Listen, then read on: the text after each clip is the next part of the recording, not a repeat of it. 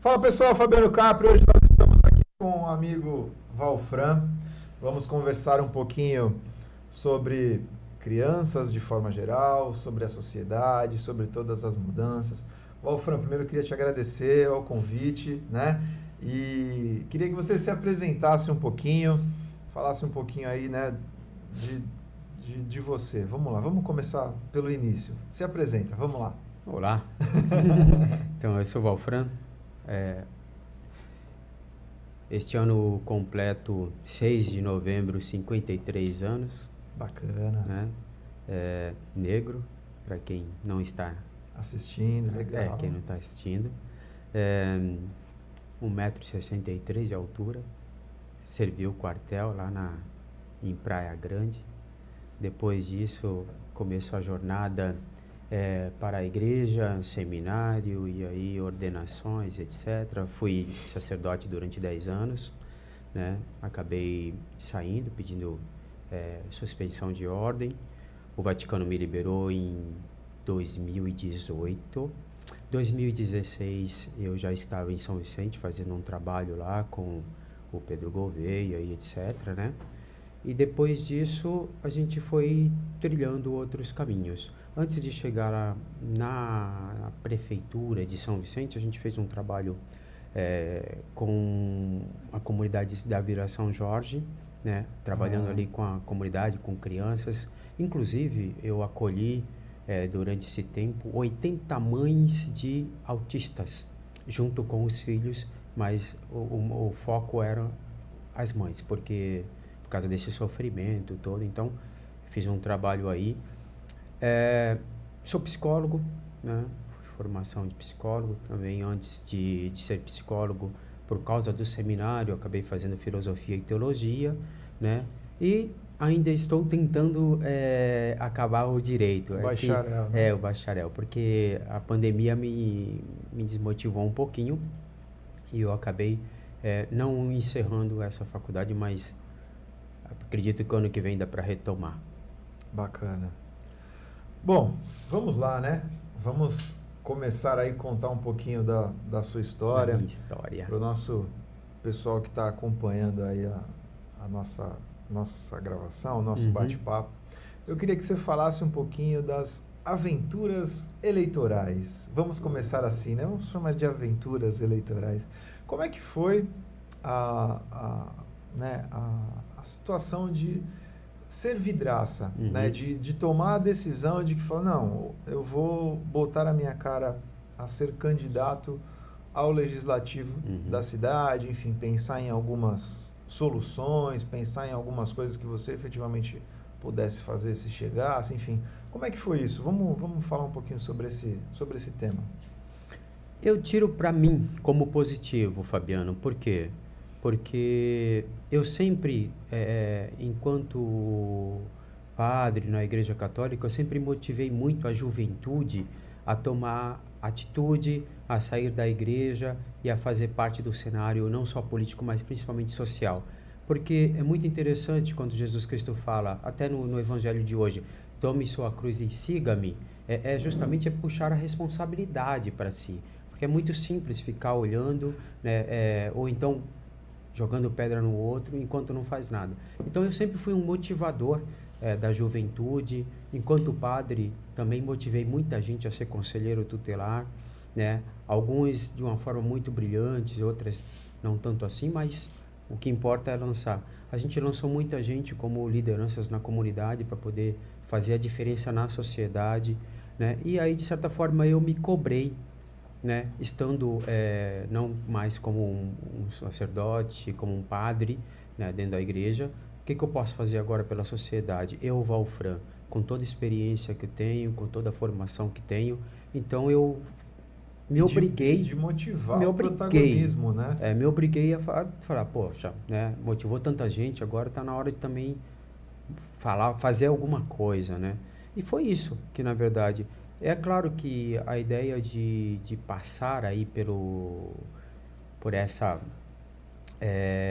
legislativo, né? Pela ideia do legislativo, foi interessante porque foi um aprendizado, né? Para realmente sentir o que é o cenário político, sentir a competição, né? Sentir aquilo que alguns vão falando e a gente às vezes escuta, é isso mesmo, tal, mas estando lá dentro é outra coisa, né? Sentir que eu poderia ser diferente se eu entrasse, sentir que no trato com as coisas eu poderia até mesmo no começo ser diferente.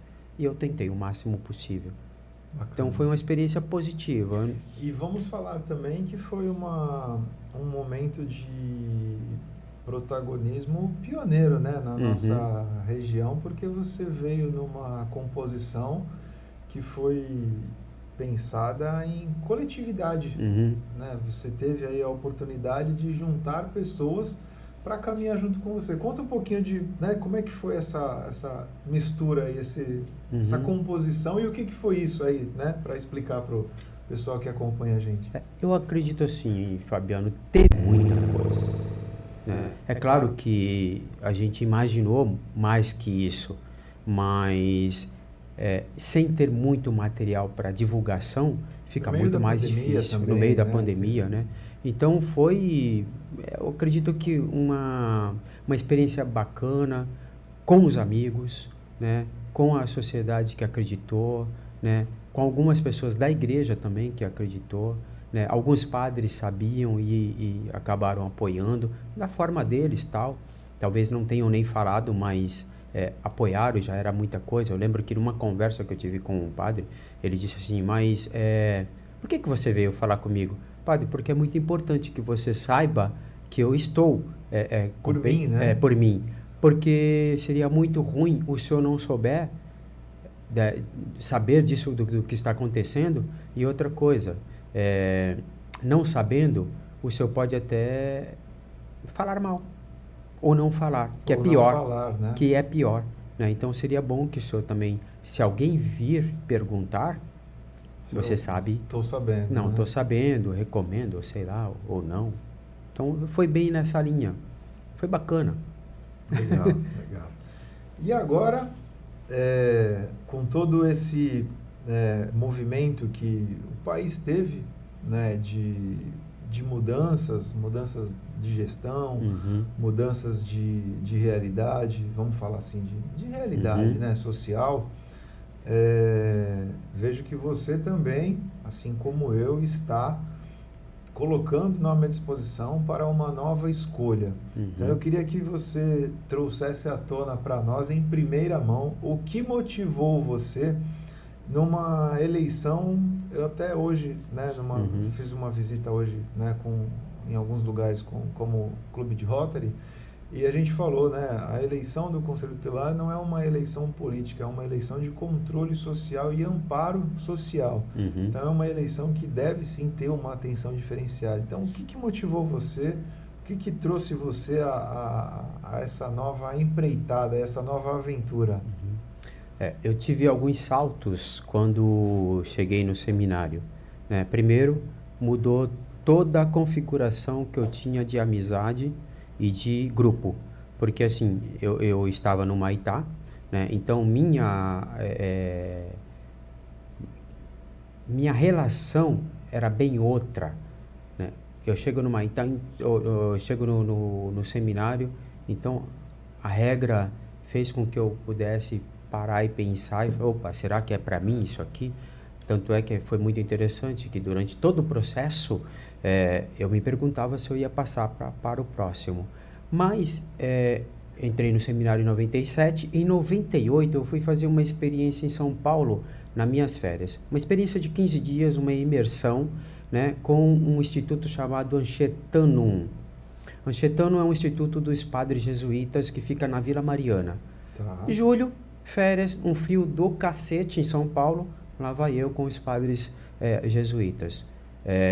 Padre Herrero, que era um padre espanhol, fora do comum, um ser humano fantástico, e ele me chamava de Bafram, porque não conseguia pronunciar o V, né? Bafram, não sei o que e tal. Então ele colocava à disposição alguns polos para a gente escolher de trabalho de imersão naquelas férias. O primeiro polo que eu escolhi, trabalhar com as crianças de rua que ficam cheirando cola no Anhangabaú. Pum, desse jeito.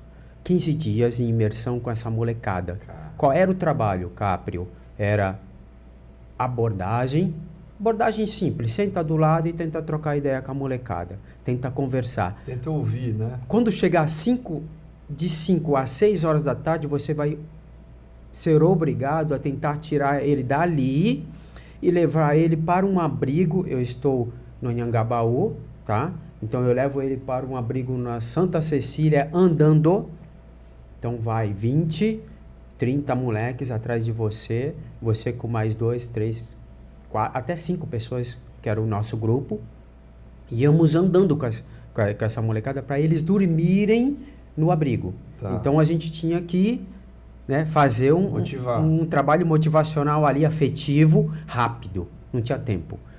E nisso a gente corria risco, porque ao tirar aquela criança da rua, tinha o pai da rua, que ele até tinha uma holandesa com a gente que tomou um susto, tadinha, porque ela nunca tinha visto tal violência. Quando ela abordou uma criança que abraçou a criança e veio com a criança, o pai da rua ficou na frente dela. Ele estava com um terno, ele só tirou o terno assim e mostrou que estava armado. Ela rapidamente largou a criança. Então, e com isso a gente dormia com eles ali, fazia parte da ceia, do banho e etc. Depois tinha uma outra situação com as crianças do gasômetro, no Brás, que a gente também dormia com eles, né? E ali aconteceu um fato. Tinha um rapaz, junto com essa imersão, que tinha medo. Nunca tinha visto, então tinha medo. E ele foi tremendo, ele tremia mesmo de medo, porque a gente tinha que dormir naquele dia com eles lá. E um frio, só que assim, não tinha cobertor para todo mundo, tá? Era só para as crianças. Então nós 5 que estávamos ali, então estávamos meio que intrusos, né? Como intrusos. Bom, o rapaz dormiu sem cobertor e acordou coberto. Quando ele percebeu, tinha uma criança de 6 anos descoberta. E aí ele não entendeu. E aí ele falou, mas por que eu acordei coberto? E aí depois que ele levantou, que a gente está tomando café, o menininho de 6 anos falou, tio, foi eu que dei. O menininho cobriu ele durante a noite. Porque já tinha quebrou ele todinho. Então, e ali, veja, eu estou falando 1998. O ECA tinha 8 anos. Ali eu vi uma festa, depois de 10 anos do ECA, também em São Paulo, fantástica. Eu já estava fazendo outra imersão, né? E onde as crianças estavam lá cantando, gente é para brilhar, gente é para sorrir, gente é para, né, para ser feliz. Então, essa foi a minha maior motivação, Caprio, que marcou muito a minha vida, né? E a partir disso eu fiz outros trabalhos, né, com crianças e adolescentes aqui na Baixada mesmo, mas essa marcou a minha vida. É muita história, né? É muita história. Gente que eu tenho o prazer de acompanhar aí você em alguns momentos, né, de toda essa trajetória e já participamos de diversas, né, situações. A gente vê o quão é importante a gente ter a humildade de entender o que a gente efetivamente pode fazer e o que a gente não consegue fazer, né? Eu tive a oportunidade de participar com você de alguns momentos, é até difícil a gente falar, né? De tirar as pessoas da rua por drogadição, né? As pessoas quererem e tal, enfim. É um momento difícil esse momento na rua. Eu imagino, assim, né, vi muita coisa, já vivi muita coisa, me abalo, né? Então, eu imagino você né, já viu muito mais coisa, tem muito mais horas de voo do que eu nesse sentido. Aproveitar que a gente está nesse tema, né? Como é que é para você quando alguém chega para você e fala, pô, eu quero sair, eu estou numa situação e eu quero sair, seja lá qual for, seja na rua, seja droga, seja bebida, enfim, mas qual é o sentimento? Eu queria que você pontuasse esses 2 momentos, né? De quando ele chega para você e fala, eu quero sair, e de quando realmente você consegue tirar, né? Porque são coisas distintas. Uma coisa é eu chegar aqui e falar, não, pô, vamos tomar um café, vamos. Outra coisa é eu sentar com você e tomar um café. Então eu queria que você pontuasse esses 2 momentos aí. Eu gostaria que fosse um momento de plena felicidade, mas é um momento de felicidade efêmera. Eu sinto contentamento porque ele já mostrou que quer sair, Tá. mas geralmente não é verdade. Geralmente ele está com um problema imediato e quer resolver. Ou ele está perseguido, ou está com medo de alguma coisa, ou, sei lá, ele está meio inseguro com a situação, então ele quer sair. Mas assim, ele não sai imediatamente. Às vezes vai depender de uma semana, de um mês. Já aconteceu de eu me empolgar. Ah, então você quer sair e tal, então eu venho te buscar. E chegar lá, levar a pessoa, por exemplo, até Jarinu. Chegar em Jarinu, ele chegar na porta e falar que assim, eu quero voltar. Não vou entrar. Não vou entrar. Né? E aí você vai fazer o quê? Você vai deixar ele em Jarinu? Vai ficar com raiva? Não. Porque você vai gerar um outro problema, né? Não. Então, é um pouco isso. Eu sinto esse contentamento, mas eu também sinto muita tristeza, porque não é tão fácil largar. Né? Eu tenho um amigo, eu falo isso para todo mundo, ele sabe, e assim, eu bato muita palmas para ele, porque ele tem vencido a cada dia. Mas ele estava agora na 20ª internação. Sabe o que é isso? Um rapaz que fez parte de um grupo de jovens comigo, que a gente foi vendo ele se internar, né? E aí surgiu a oportunidade de ele fazer um concurso público. E aí a minha esposa Ana disse assim: Valfran, não é a cara do... Eu falei, vamos ajudar? Vamos. Cara, eu tô feliz da vida, você não tem noção. Passou, uma pessoa que vai superando a cada dia, né? Porque, assim, eu fico muito feliz porque é um irmãozão que eu nunca larguei de mão, sabe? Como outros, né, que tem por aí. Eu acho que o segredo é esse, é não largar de mão. Eu também cobro isso dele. Falo assim, quando você tiver oportunidade, não largue mão de outras pessoas. Você tá ótimo agora. Claro que não pode dar moleza, né? Mas, assim, é uma alegria imensa. E eu aposto mesmo nas pessoas. É claro que eu tento, Fabiano, ter um pouco de uma distância psicológica para não ficar só no afetivo. Porque senão a gente corre o risco de se empolgar, né, de se entregar demais, e daqui a pouco você acha que você é dono da situação, não sabe trabalhar as frustrações quando ela vir. Né? Isso é importante. Então, eu aprendi a trabalhar também as frustrações. Isso em relação até a crianças. Né? Quantas crianças eu perdi, quantas crianças eu não consegui resolver ou ajudar. Né? E hoje não, hoje eu consigo separar muito bem as coisas. Né? Até aqui eu posso ir, até aqui não é da minha competência. Eu acho que a gente precisa entender muito bem isso. Eu estava conversando com uma ex-conselheira tutelar do Maitá, minha vizinha, e ela falou: Valfran, eu errei quando eu fui conselheiro, eu me envolvi, isso fez muito mal. Eu falei, então... Traz os traumas, né? Traz os traumas, é isso que tem que ter um pouco de cuidado, né? Tentar realmente trabalhar tecnicamente, né? Não trazer para a tua casa, porque isso é muito complicado. Vai atrapalhar na tua relação, vai atrapalhar na tua vida. Não, misturou, acabou, né? Assim, você acaba se perdendo o controle da sua própria situação, né? nesse meio. Ô, Fran, nessa sua imersão que você teve a oportunidade de fazer lá, efetivamente, assim, quantas crianças você conseguiu, pelo menos de forma temporária, imediata, enfim, né? Tirar, nem que seja aquele dia da rua. Tem uma ideia disso daí? Fabiano, a gente descia com 20, 30 crianças. Só que assim, algumas ficavam no meio do caminho. Sim. É natural. Mas assim, era base. Porque no abrigo, era o que cabia no abrigo. Até 30, 40 crianças, né? Então a gente descia com essas crianças. Claro que isso tem que ser uma rotina, tem que ser um trabalho. Só que o retorno era mais complicado, porque a gente conseguia descer com elas para o abrigo, só que depois de manhã, depois do café da manhã do abrigo, a gente teria que sair com elas, passar pelo viaduto do chá, passar por trás da Catedral da Sé e chegar na Liberdade, onde tinha a base do Instituto, onde tinha lá os cursos e etc., que eles ficavam o dia todo fazendo cursos ali, até refeição. Só que para o trecho não esse ajudava, trecho, né? Eu perdi uns 10. Ah. Eu perdi uns 10. E não adianta ficar frustrado, porque assim, você não dá conta, né?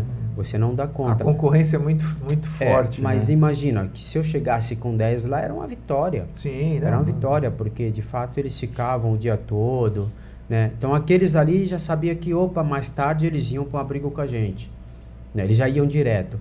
Enquanto o outro grupo ia fazer a mesma coisa, ia lá para o Anhangabaú de novo, para o céu aberto e tentar chavecar a molecada para poder... Bacana. Bom, vamos lá. Vamos seguir a nossa pauta aí, que a gente deu uma fugida, mas vamos lá. Hoje, né, nos dias de hoje, qual a tua maior atuação nesse sentido, né? De tudo que a gente tem de disponibilidade aí. Nós já tentamos trabalhar com refugiados, com pessoal de rua, enfim. Hoje, qual a tua maior... na tua atuação hoje, qual a maior dificuldade que você sente? Qual é a maior vulnerabilidade que você tem percebido hoje? Não vamos nem especificar cidade, porque a gente sabe que é a região, mas a região de forma geral, porque está em todo canto.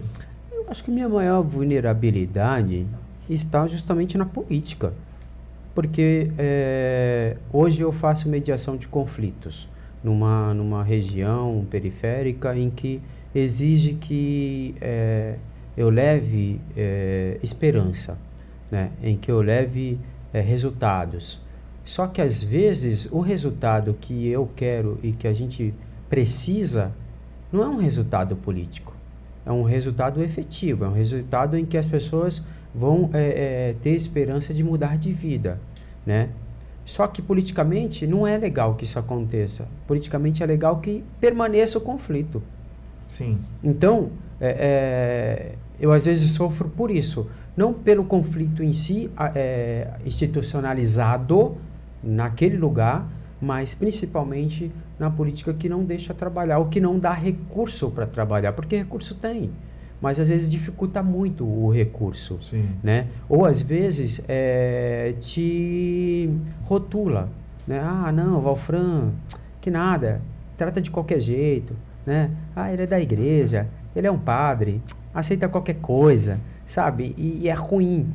É claro que a gente dá uma de bobo, claro que a gente tem uma cara de bobo, mas bobo a gente não é, né? A gente até pode...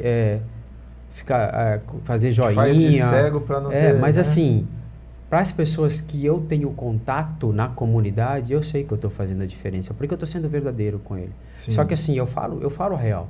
Olha, eu estou aqui e tal, estou tentando, não prometo nada, mas poderia ser melhor. Mas como poderia? Se fulano, cicrano fizesse a parte dele. Mas por que não faz? Aí eu já não sei.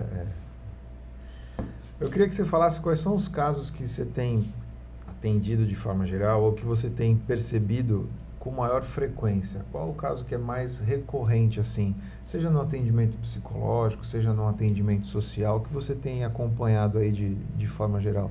Claro que o carro-chefe é sempre a fome, matou a fome e tal, mas, né, de forma geral, o que você tem mais sentido na região? Tristeza, depressão, né? Ansiedade. Mas a tristeza está muito presente nos olhos das pessoas, né? Porque, assim, elas perderam um pouco a esperança, né? Elas perderam aquela força vital, né? Parece que eles estão andando, como o Freud disse, com um impulso de morte. Freud define muito bem impulso de morte e impulso de vida. Parece que as pessoas estão impulsionadas pela morte, estão sem motivação, estão sem esperança. Né? Você fala, elas olham assim. Ontem mesmo eu escutei de uma pessoa que está me ajudando. Aí ela, no final, não, a gente está ajudando, o Valfran está aqui, não sei o que, aquela coisa todinha. Aí ela vira para mim e fala assim, mas eu posso falar uma coisa para ti? Só eu e você agora aqui? Eu falei, pode. Eu não acredito nisso. Eu falei, não faz isso comigo. Não faz isso comigo, não. Então é isso que eu estou falando. As pessoas estão tristes, elas estão desesperançadas. Elas andam contigo, né? Elas topam a ideia, elas compram a ideia, mas elas às também vezes até fazem, mas fazem, no fundo não... mas elas ficam naquela, pô, será que vai ser o mesmo, né? Será que isso vai surtir efeito, vai fazer a diferença na minha vida? Eu sinto isso. É tristeza. E é triste. Não, imagino. Enfim. Mas vamos lá. Wolfram, nos dias de hoje, qual tem sido a sua atuação junto à igreja de forma geral? Eu sei que você faz os atendimentos psicológicos, né? Mas de forma geral, qual a sua atuação nesse meio ainda? Eu tenho tentado fazer com que os líderes, as lideranças da igreja, possam realmente sair da igreja, né? Possam estar mais presentes na sociedade como pessoas de bem, sabe? Eu sei que é difícil dizer, só porque é católico, o cara vai chegar na política e vai ser uma pessoa honesta. Eu sei que não vai ser, mas deveria ser. Eu espero de qualquer pessoa na sociedade que traia, que roube, que seja mau caráter. Mas eu não posso dizer e aceitar que um membro que faz parte da minha igreja, comigo, seja mau caráter, que possa me trair. Eu não posso aceitar isso. Eu acredito que quem está na igreja seja uma pessoa que realmente está procurando o bem, está procurando a conversão diária, está procurando fazer a diferença na sociedade, né? Não pegar o dinheiro que não é dela, não trapaceando, sabe?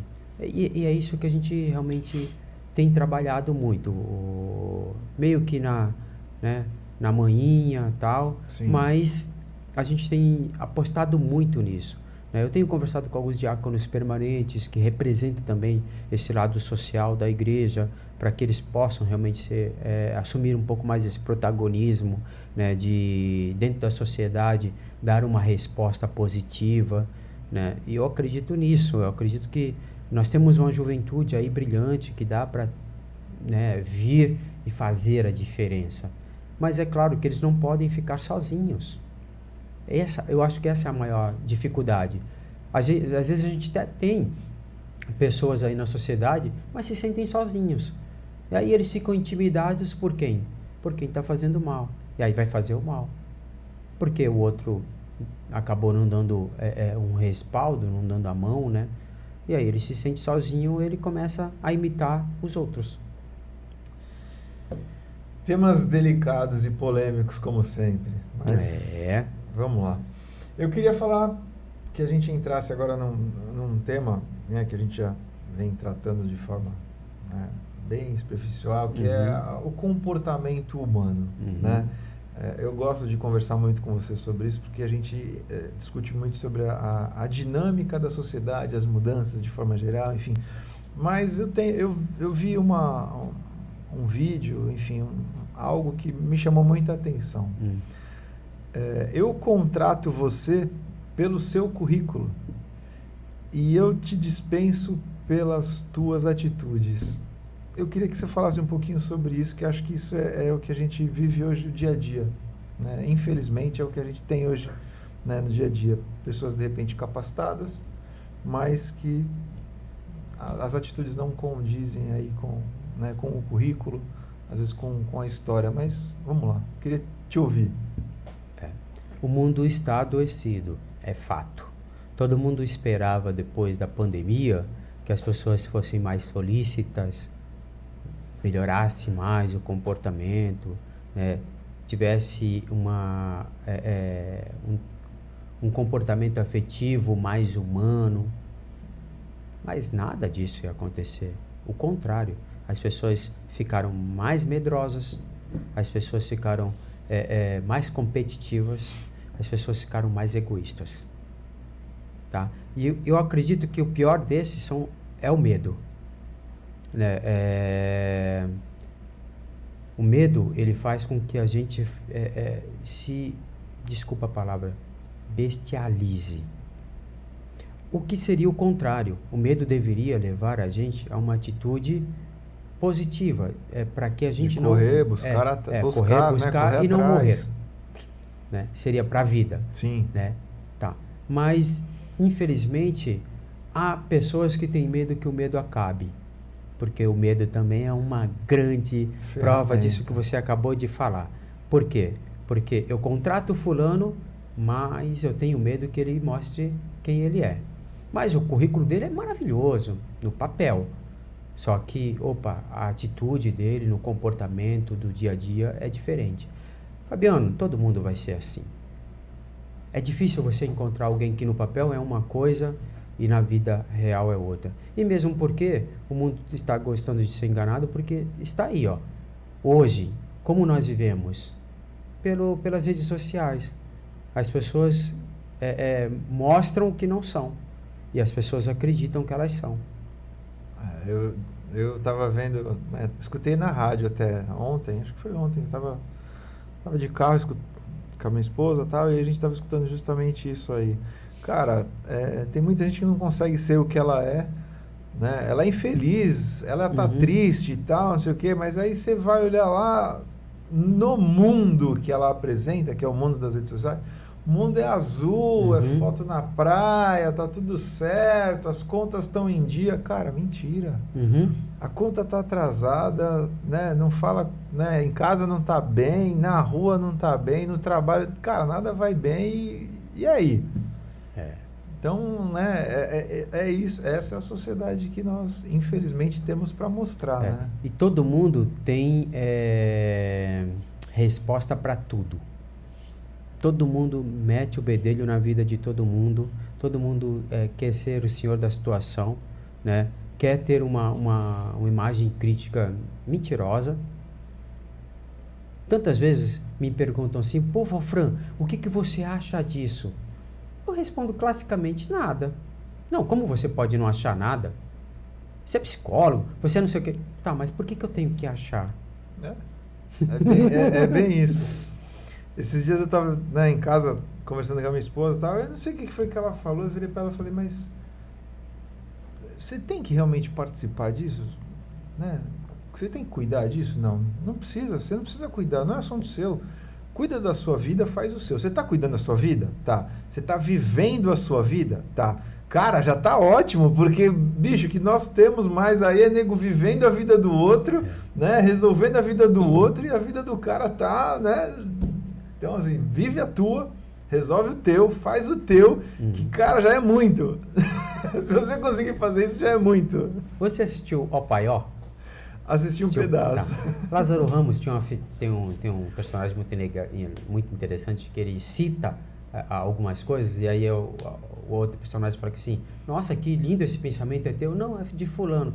Eu acabei de falar que o medo, tem gente que tem medo que o medo acabe. Sim. Tá? Isso não é um pensamento meu, é de Miyakoto, né, que é um moçambicano, um escritor moçambicano e pensador, tá? Só para eu ser honesto com o pensamento, mas que eu concordo com esse pensamento.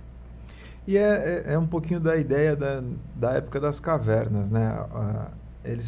Na época das cavernas você tinha duas opções. Com medo você corria para a caverna ou com medo você partia para cima do problema. Quando você partia para cima do problema, você tentava sobreviver, né? Que é o que se espera, né, de forma geral da sociedade. Não ficar dentro da caverna, porque dentro da caverna você não tem pra onde correr. Então, eu sigo... E né, vai morrer de fome. E vai morrer de fome, né? Eu sigo, né, um influenciador aí, o Pablo Marçal, que saiu até candidato a presidente, e ele, um dos programas dele, um dos cursos que ele faz, ele fala muito isso. Vá cuidar da sua vida. E aí ele dá um passo a passo, tá, um treinamento, enfim. E é mais ou menos isso. Acho que o que está faltando pra gente é cuidar da nossa vida, né? Acho que basicamente é isso que a gente tem visto. Eu resolvo o teu problema, mas não resolvo o meu. O teu é mais fácil. Pô, e o teu, não é? Resolve o teu. Enfim, vamos lá. Vamos continuando ainda nesse tema. Eu queria que você falasse um pouquinho da participação, né, social de forma geral. Né? A gente já teve algumas oportunidades de participar de movimentos, né, na época da juventude, né, do movimento da juventude, dentro da igreja, fora da igreja também, enfim. Qual é a importância das pessoas poderem participar de uma audiência, de um conselho, né, dessa participação efetiva onde as pessoas têm voz? O que você acha dessas, né, possibilidades, dessas oportunidades que o poder público dá para ouvir as pessoas que estão na ponta, né? E às vezes não é muito aproveitado, mas eu queria que você falasse um pouquinho desse cenário. Eu acho fantástico, porque assim, é a única possibilidade da gente mudar para melhor, com participação. Estando em casa, você não vai mudar nada. Estando em casa, você vai ser vítima, você vai ser atingido. Indo para a rua, você vai escutar os outros, vai ter contato real. Olha aí, a gente já falando do contato real. Vai mudar de comportamento, vai mudar comportamento e vai realmente crescer. Quando a gente cresce em grupo, é muito interessante, porque a gente ganha jogo. Eu estava escutando há pouco tempo o Nicoleles, o nosso cientista aí nordestino, e ele falava assim, que é muito interessante essa ideia de conjunto, que está em Jung. Por quê? Por causa do inconsciente coletivo, tá? Quando a gente, em grupo, escuta a voz, e aí me remete ao bom pastor que fala com as ovelhas escutam a voz dele e a reconhecem. Quando, numa condição coletiva, você escuta uma voz de comando que ela é agradável aos teus ouvidos, o grupo todo vai para frente. O grupo vai para vencer. Mas, Fabiano, isso é inconsciente. Eu não estou falando de técnicas, eu estou falando de algo que já está aqui, porque nós somos coletivos. Quando você fala das cavernas, nós aprendemos na caverna que é em coletividade que a gente vai vencer o mamute. Sim. É em coletividade que a gente consegue sair da caverna. Saindo sozinho eu vou morrer. Agora em grupo, não, o mamute vai se dar mal.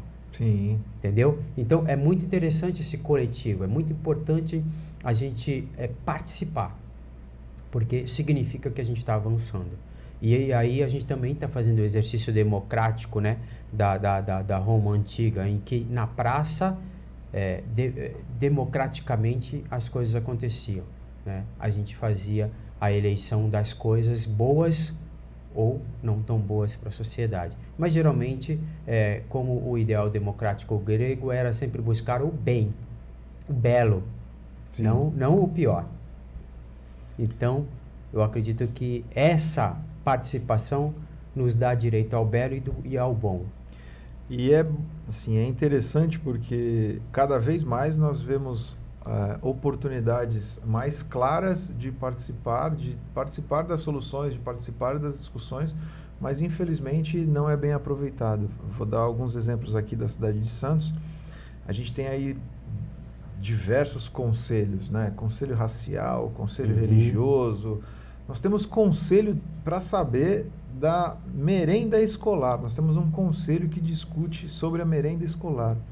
Então, assim, é um segmento, é uma oportunidade de participação e, mesmo assim, as pessoas não entendem da importância que é você participar. Mas eu não quero saber o que a criança está comendo. Não, você tem que saber, cara. Você tem que, principalmente se seu filho, né, tá na escola, você tem que saber o que a escola está dando. Se tem merenda, se não tem merenda, seja ela municipal, seja ela particular, seja ela estadual, o que for. Mas se você tem um filho na escola, pelo menos você tem que participar de algum desses conselhos que envolvem esse cenário. Temos o Conselho de Educação, temos o Conselho da Criança, enfim. Uma vez por mês eu tenho participado, né, das reuniões aqui do Conselho e do Social. E eu vejo que tem reuniões que tem, né, sei lá, 40, 50, 60 pessoas. Tem reunião que tem 10. E aí você fala, não, opa, tem alguma coisa errada. Ou as pessoas ainda não entenderam a sua posição ali, de repente, não, eu não quero participar dessa discussão, eu vou participar de outra, tal. Ou realmente não tem tido o interesse. E aí isso é pior, né? Porque assim, eu não vou participar da escola porque eu não tenho filho na escola, eu não vou participar do social porque eu não vou. E aí, você vai fazer o quê? Ficar na sua casa? o bonde vai passar, a sociedade tem tanta coisa para você fazer e você não vai participar em nada, cara. Você não tem condição de contribuir em nada para a evolução. Não é possível, cara. Não é possível. Mesmo quando a gente não tem com o que contribuir, a gente estando em grupo, a gente aceita o que o outro diz, né? Ainda mais se for relevante, né? Infelizmente, Fabiano, as pessoas vivem egoisticamente. Por quê? Porque elas não estão interessadas no que você pensa, e muito menos no que está acontecendo. Só que elas deixam de entender que, se a atitude não for tomada, se não for pensada em grupo, mesmo que ali ela não esteja atingida naquele momento, mais tarde ela será atingida. Sim. Então, a sociedade, ela melhora quando a gente se interessa. E quando a gente tem essa consciência de que eu serei atingido uma hora. Né? Que é justamente um pouco da reflexão de Dostoiévski, né? Entraram em minha casa e roubaram a flor do meu jardim. Eu não falei nada. No outro dia, entraram em casa e mataram o meu cachorro. Eu não falei nada. No outro dia, quebraram minha vidraça. Eu não falei nada. No outro dia, arrancaram minha voz. Não posso falar mais nada. Isso reflete justamente a ideia de conjunto. Por que a gente não fala? Por que a gente não participa? Vai esperar tirar a tua voz? Vai esperar chegar em você? Você vendo? E mesmo que a participação seja para reclamar. Porque se você está levando algo que está te incomodando, cara, vai fazer alguém se movimentar para resolver. Né? É a ideia de você reclamar do síndico sem ir na reunião. Uhum. Ah, não, mas eu não vou lá, não vou na reunião, não vou participar, tal. O síndico é ladrão. Você foi na reunião? Não. Sabe quem é o síndico? Não. Você já viu? Não. Cara, você não participou em nada e você está falando mal do cara. Mas falam, né? Falam que ele é ladrão e eu aceitei. Basicamente, cara, umas coisas que a gente tem visto que... Assim, não tem muito o que a gente fazer. O que a gente tem que fazer é justamente isso, trazer, discutir e fazer as pessoas entenderem, ter essa consciência de que assim, tem que participar, cara. Não adianta você ficar em casa. Ter fé e insistir, como fala São Paulo em Colossenses. Bacana. Ô, Fran, eu queria que você sofreu muito isso, eu sei particularmente, mas eu queria que você falasse sobre isso, porque a gente tem que falar, né? Tem coisa que a gente tem que falar. Estamos no século XXI, nós passamos por uma pandemia, né? A gente tem aumentado, teoricamente, os índices de conhecimento, os índices de educação, não como gostaria, nem como precisa, mas, enfim, as coisas teoricamente estão evoluindo. Mas nós ainda temos aí, num estádio de futebol, né, a banana, numa feira livre, o cabelo da alface crespa. Eu acho que eu costumo dizer que é meio falta de informação, na verdade, né? Porque aí da informação vem a educação, vem como você vai aceitar isso, de como você vai falar isso, mas como você vê isso em pleno século XXI aí, que o VLT passando na rua, né? A gente falava do trem-bala, aí daqui a pouco tem o trem-bala, mas pô, nós saímos da época da Maria Fumaça, estamos na época do VLT, estamos na época do carro elétrico e ainda passamos as situações na época dos escravos que, né, esperavam na igreja para comer a planta do Ora Pro Nobis, que eu contei isso aí pro André Renato e André Leandro, e ele ele falou, pô, eu não sabia dessa história. Eu falei, cara, tem muita coisa que a gente não sabe, mas essa história é muito bacana. E aí ele foi até saber o nome depois dessa história da Pronobis aí, enfim. Daqui a talvez 10 anos nós teremos também o carro voador, né? Sim. O desenho dos Jetsons, né? Mas, Fabiano, é claro que não tem como não sofrer você sendo negro na sociedade brasileira, né? Não é que eu me dei conta depois, a gente sempre viveu isso, né? É claro que a gente dá de ombros, passa ao largo para poder sobreviver, mas é claro que também, pelo fato de ter sido padre, também amenizou muito a situação, mas não melhorou, porque muitas vezes também eu tive que responder a 2 questionamentos e fruto de pesquisa universitária, como que eu me comportava como um sacerdote negro, né? Só para você ter, então, ainda é uma peça que causa espanto, né? É ruim a gente ainda conviver com isso. É ruim ver insistidamente o Vinícius Júnior brigando e ainda sendo criticado por alguns brasileiros, até por brasileiros negros. Sim. Né? Porque acha que é muito mimimi, acha que ele provoca. Não, eu acho que as pessoas não entendem o que é a palavra respeito. Né? E assim, só sabe quem passa. Não é que eu ouvi falar. É claro que vai ter um ou outro que é privilegiado, nasce com dinheiro e tudo. Vai, agora, nós estamos aí numa situação em que as favelas estão sendo, como é que eu posso dizer? Em que a polícia está andando frequentemente, né? Mas como é andar frequentemente? Eu te falo que eu escutei na própria faculdade. Não, quando a gente chega na favela, a gente esculacha mesmo. Poxa, essa é a linguagem? É assim que a gente deve pensar? Porque na favela só tem bandido? Não, só tem pobre. E muitos miseráveis até. Mas são pessoas, precisam ser respeitadas. E a maioria é de pele escura. Mas, por ser desse jeito, é mais desrespeitado ainda. E eu não estou exagerando, é real. É só ir lá. Né? E eu escutei, eu não estou falando que alguém falou, não. Que o terceiro falou, não. A pessoa falou para mim. Amigos meus, policiais, brancos, disseram, Valfran, eu só não quero que você esteja na favela quando eu chegar, porque vai ser difícil te reconhecer como autoridade ou como amigo. A gente passa direto. Então, é duro escutar isso. Mas eu escutei várias vezes. Quantas vezes em algum serviço, o Luiz Cabeça, que Deus o tenha, quantas vezes a gente foi revistado? Porque somos negros.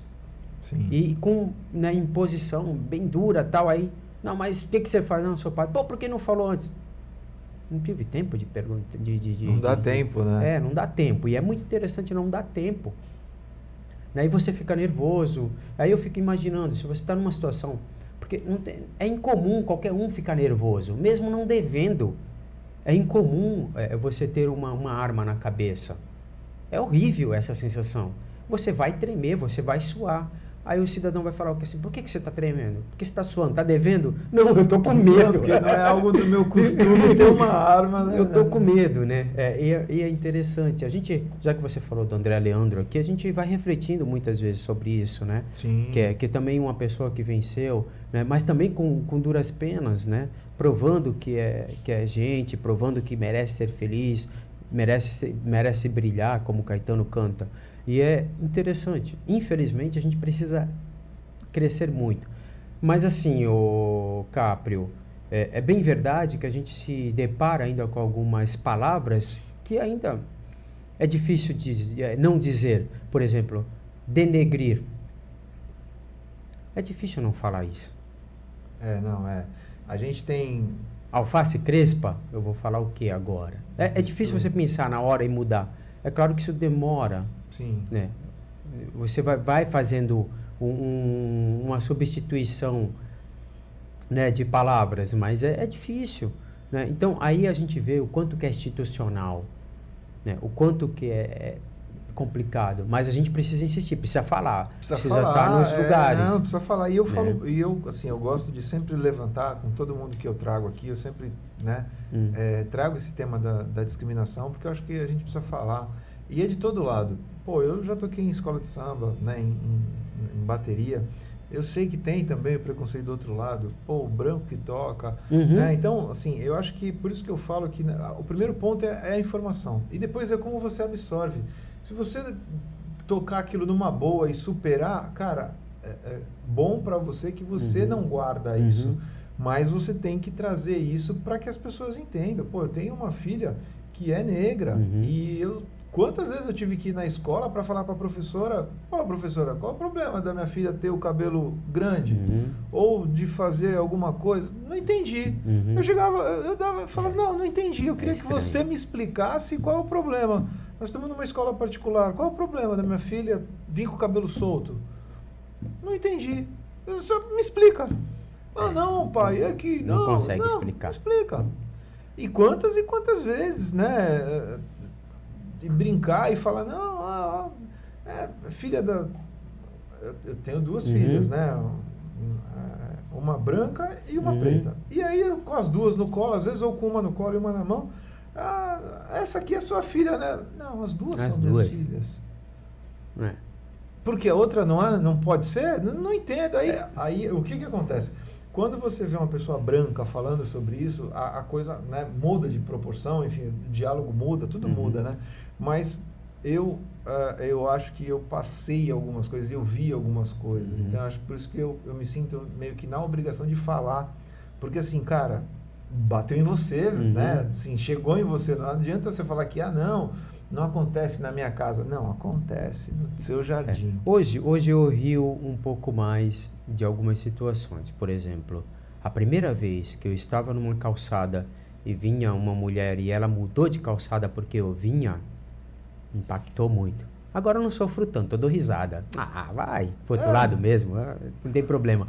Mas assim, é ruim isso, porque ficou estigmatizado que todo negro é ladrão, todo negro é não sei o quê, não sei o quê, não sei o quê.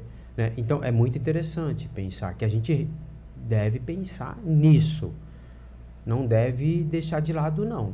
Não deve arredar a mão. Né? Deve enfrentar.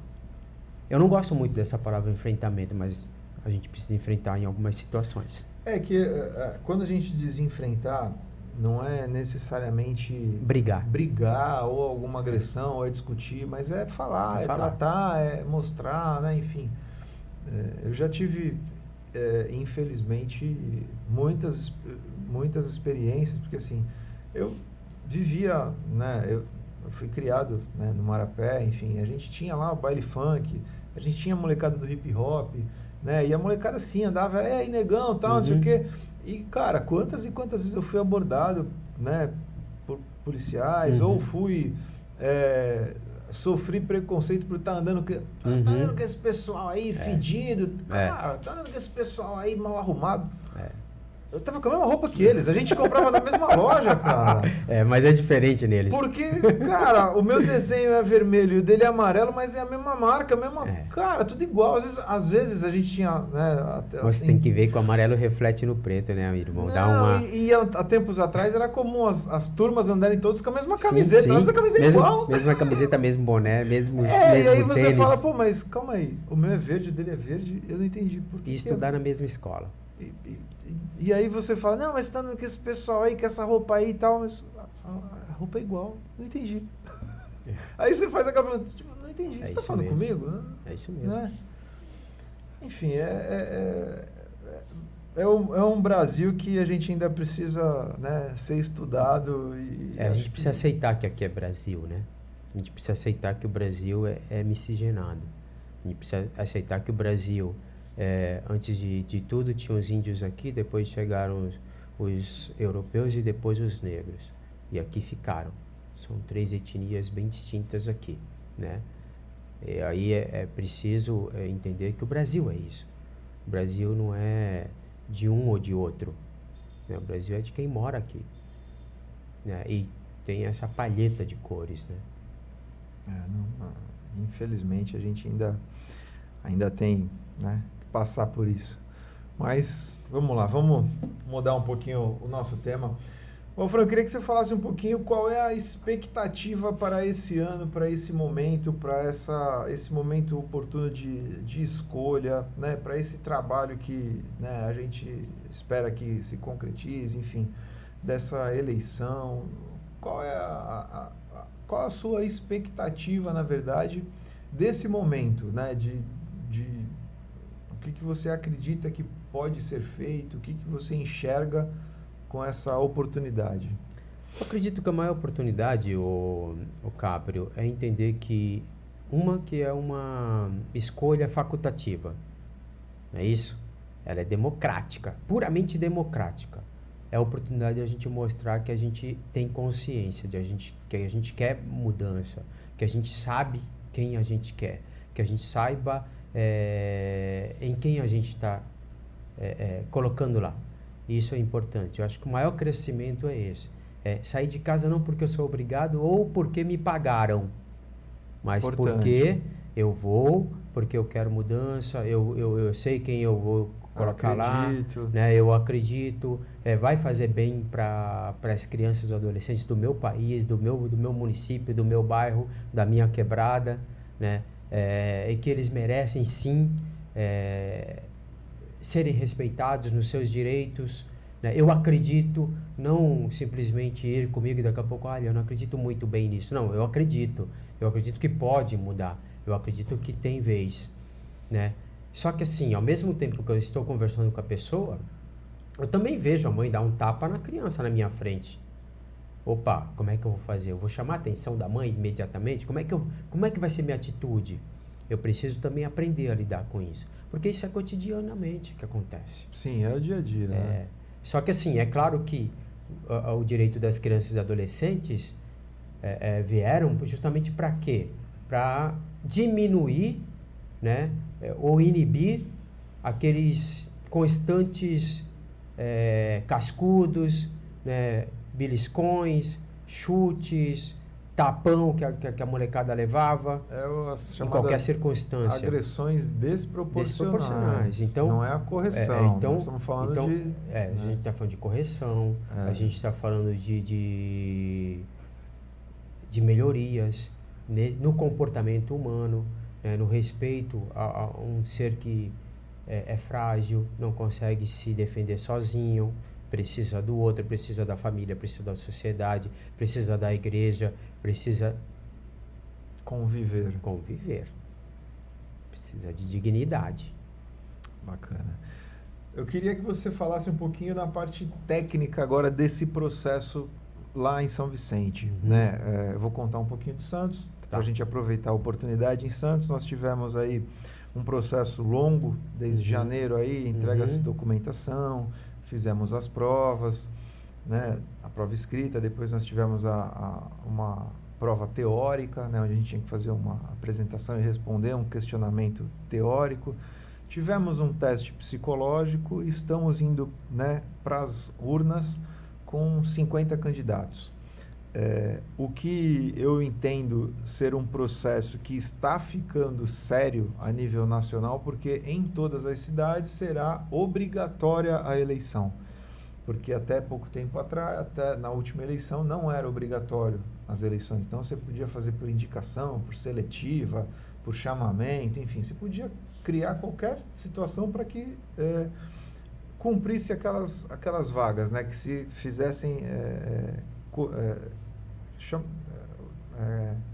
fizessem uso ocupassem aquelas vagas. E hoje não, hoje, né, depois das mudanças das leis, trazendo seriedade, né, é obrigatório a nível nacional. Claro que cada município ainda tem alguns ajustes que precisam ser feitos. Em Santos nós tivemos teste psicológico, é a primeira cidade da região que deu esse passo. Eu queria que você falasse um pouquinho do processo de São Vicente.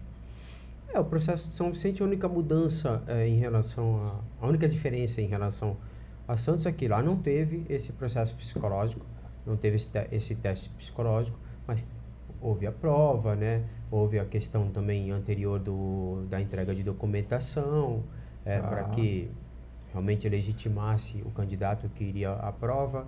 A prova aconteceu com mais de 100 candidatos, né? Hoje nós temos aí praticamente na disputa 78 candidatos.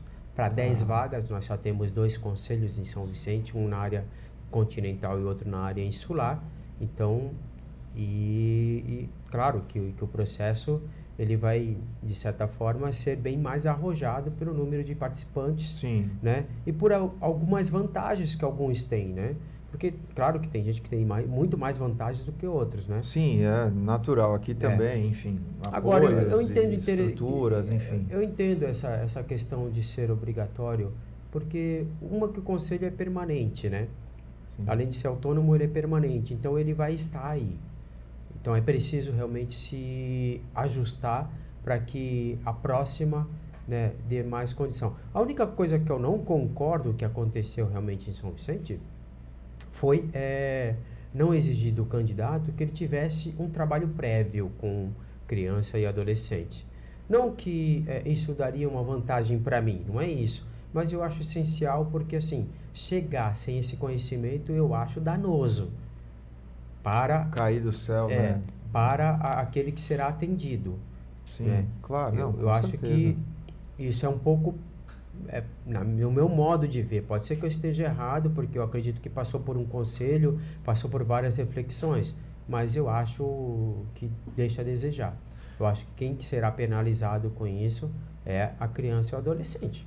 E o que na sua visão, né? Em Santos nós temos 3 setores, né? 3 regiões do Conselho Tutelar, e que eu falo claramente que não atende, né? Nós teríamos hoje que ter pelo menos 5 para que se pudesse realmente atender Zona Noroeste, Zona Leste, área continental, morros, enfim, ter uma ampliação desse trabalho para que se realmente desse uma atenção efetiva. Como é que é isso em São Vicente? O que você enxerga nesse sentido? É suficiente apenas os 2 pontos, as 2 divisões hoje ou não? Não é suficiente. Não é suficiente porque a gente sabe que a ideia é a cada 100 mil habitantes um conselho. Sim. Então, existe sim a possibilidade lá em São Vicente da criação de um terceiro, né? Existe esse diálogo, eu escutei isso, né? Então, eu acredito que deve avançar, precisa avançar para o bem das crianças e adolescentes do lugar, né? Porque elas serão muito mais atendidas e também alcançadas. Porque se a gente tem 2 conselhos, com certeza a quantidade alcançada é muito menor. Alguém vai ficar do lado de fora, né? Não pela competição em si, ao aumentar cadeiras, não é por isso. Não, é o pelo atendimento serviço, é o mesmo, atendimento. é o atendimento. Até para que aqueles que estão ali, os 10 que estão ali, também possam respirar um pouco mais. Porque chegando os 5, dá um trabalho, dá uma qualidade ao trabalho. Não só a quantidade, dá uma qualidade.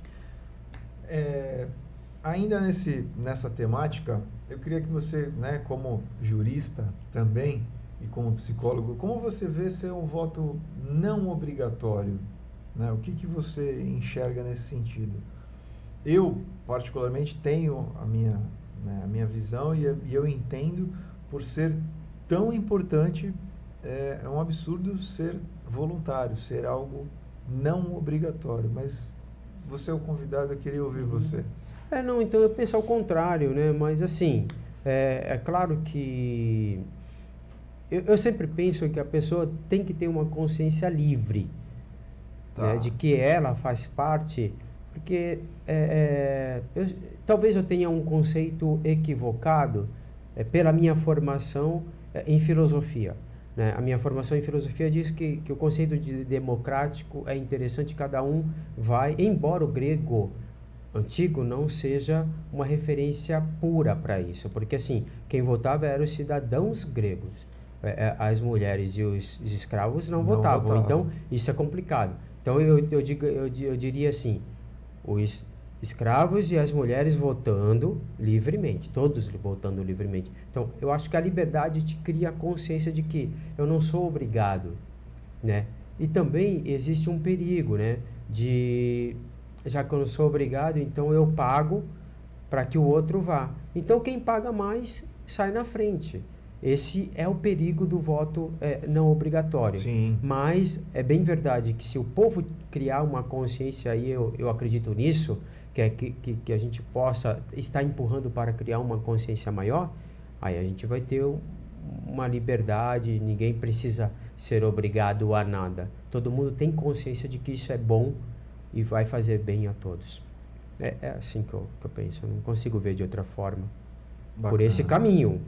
Sim, sim. Pelo caminho antigo não dá.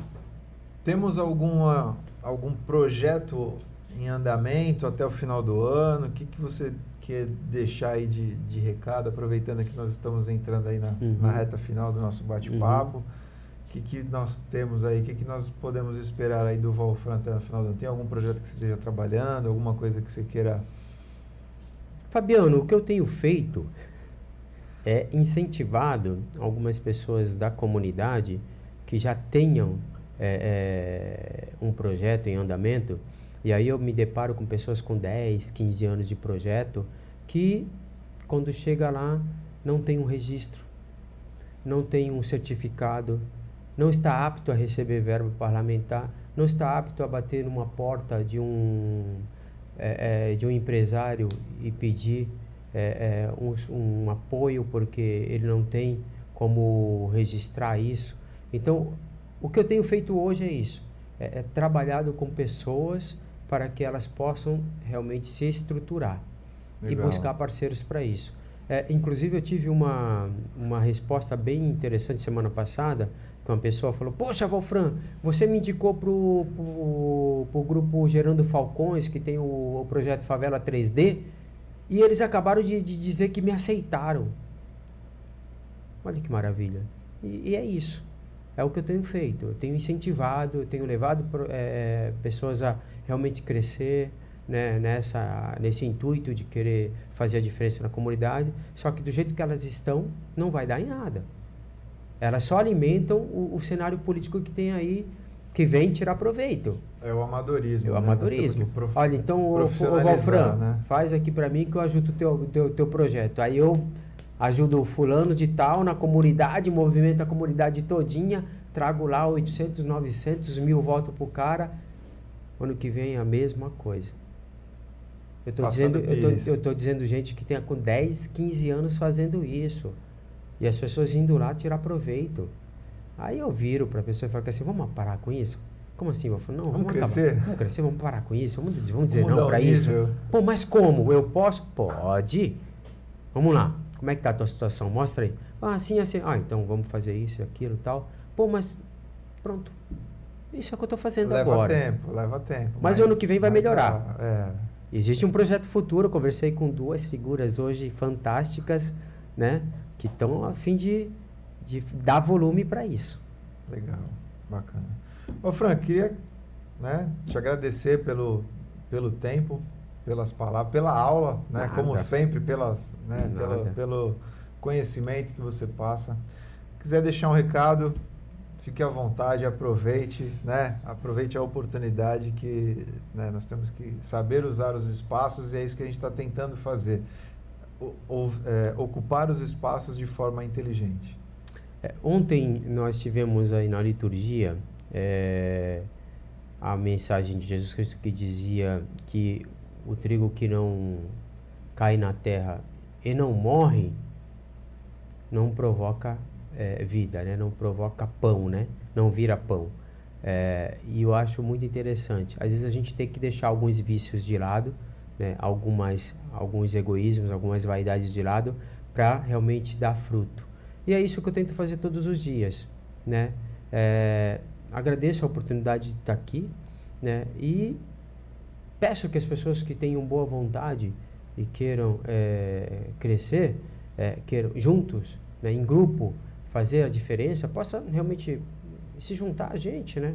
Não ter medo ou simplesmente nos qualificar de uma forma negativa ou não, né, mas possa realmente se juntar para que o reino de Deus aconteça aqui. A gente não precisa morrer para ver o reino de Deus, ele pode acontecer aqui com a nossa atitude. Então, é a mensagem que eu deixo: o reino de Deus está entre nós, mas precisamos de operários. Vem cá. Sempre, né? Tem a frase, não lembro exatamente, mas sempre precisa de operários. A messa é grande. A messa é grande e sempre precisa de operários. Então, antes de finalizar, eu deixo aqui o recado, né? Uma opção em Santos, uma opção em São Vicente. Reflitam, participem, dia 1º de outubro, teremos a oportunidade. Então, fica aí o nosso recado. Pessoal, nós vamos ficando por aqui. Fiquem todos com Deus sempre. Valeu! Obrigado.